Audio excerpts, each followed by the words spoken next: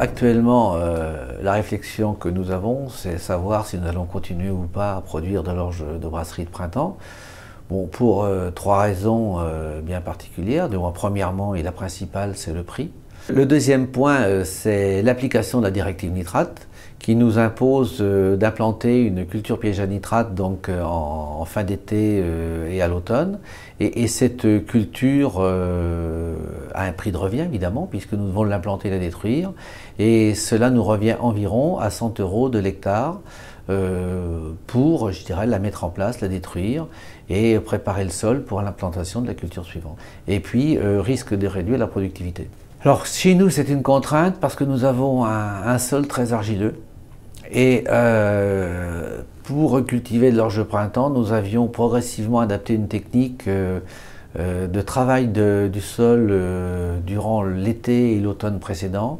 Et donc cette préparation de sol favorisait énormément l'enracinement de l'orge au printemps et permettait de beaux rendements et permettait aussi à ce que l'orge piège bien les nitrates que l'on met dans le sol. Alors que si on a une structure de sol nettement moins bonne, eh bien l'orge va avoir du mal à s'implanter, les racines vont descendre beaucoup moins profondément et donc ne va pas aller chercher l'azote qu'il y a dans le sol, car une orge de printemps implantée dans de bonnes conditions descend à 90 cm, à 1 mètre, pour aller chercher justement, bien sûr sa nourriture, mais aussi la fraîcheur.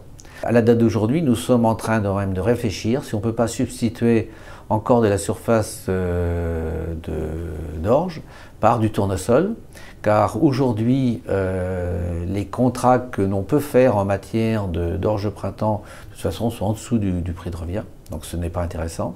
Alors, si on est optimiste, peut-être que ça s'arrangera dans les mois qui viennent, mais tous les éléments vont plutôt dans un sens inverse. La flexibilité au niveau de l'assolement n'est pas toujours une réussite, parce que le problème, c'est qu'on décide en général 18 mois avant l'utilisation du produit, des fois même plus par rapport quand on vend un petit peu plus tard en saison.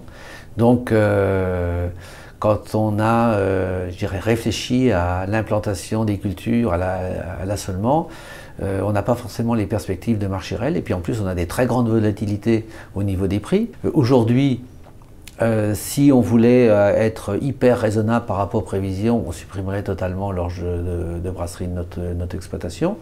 Mais ce n'est pas si flexible que ça au niveau de l'équilibre. D'abord, premièrement, il y a des rotations de culture, il faut quand même les respecter, il y a l'agronomie, et puis il y a l'organisation du travail, et puis je prends mon exemple personnel, on a une parcelle d'orge au printemps où derrière on doit faire des betteraves l'année d'après, parce que tout ça c'est programmé, ça ne se décide pas comme ça n'importe comment. Eh bien, si on fait du tournesol sur cette parcelle-là, on va faire des betteraves l'année prochaine. Donc ça veut dire qu'il faut qu'on réfléchisse à l'assolement déjà de l'année 2010-2011 et 2011-2012. Donc ce n'est pas si simple, mais en situation exceptionnelle comme cette année, vu le marasme au niveau de l'orge, on l'envisage quand même.